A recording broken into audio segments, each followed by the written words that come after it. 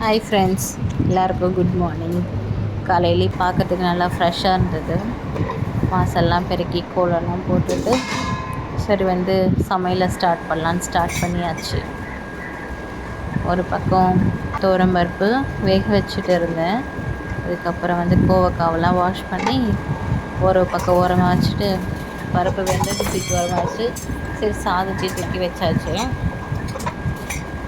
அதுக்கப்புறமா காஃபி போட்டு ஒரு காஃபி குடிச்சிட்டா மார்னிங் கொஞ்சம் நல்லாயிருக்கும்.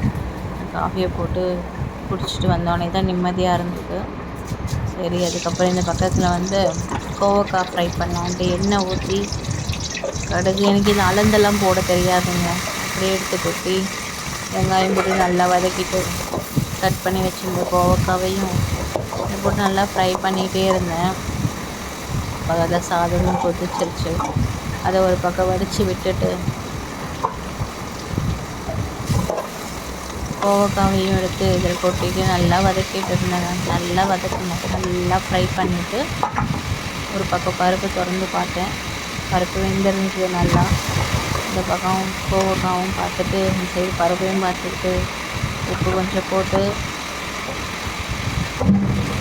கொஞ்சம் மிளகாத்தூள், கொஞ்சம் மஞ்சத்தூள், கொஞ்சம் கரம் மசாலாவும் போட்டுக்கிட்டிங்கன்னா டேஸ்ட்டு நல்லாயிருக்கும். நல்லா ஃப்ரை பண்ணி விட்டுருங்க. நல்லா ஃப்ரை பண்ணி மூடி வச்சுருங்க. தண்ணி நிறைய ஊற்றக்கூடாது, லைட்டாக தெளிச்சிருங்க. ஆனால் நான் நிறைய ஊற்றிட்டேன்.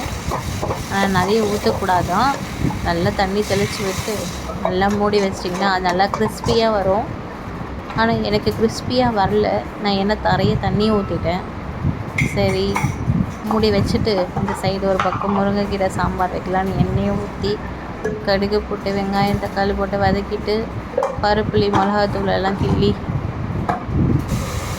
அதை போட்டு கடைஞ்சி ஒரு பக்கம் ஓரமாக வச்சுக்கிட்டேன்.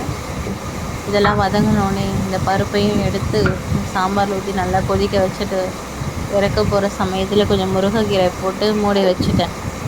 அப்போ பார்க்குறதுக்கு அது நல்லாவும் இருக்கும், டேஸ்ட்டாகவும் இருக்குங்க.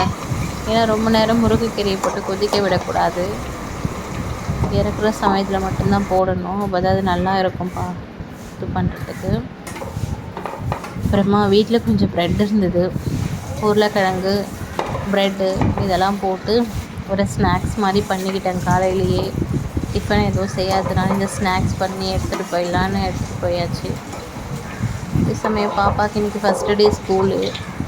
அவளையும் போயிட்டு குளிக்க வச்சு ரெடி பண்ணிட்டேன். அதுக்குள்ளே இதுவும் வெந்துருச்சு. ஸ்நாக்ஸும் எடுத்து ஓரமாக வச்சுட்டு எடுக்கிற ஸ்நாக்ஸ் எல்லாம் எண்ணெயில் போட்டு வடிகட்டிட்டு இதுக்கு மேலே நின்றுட்டு இருந்தால் டைம் ஆகிடும் சொல்லி ஆஃபீஸ்க்கு கிளம்புற வழியை பார்த்தேன். ஆஃபீஸ்க்கு கிளம்பிட்டோன்னா போயிட்டு வரேன். பாய்.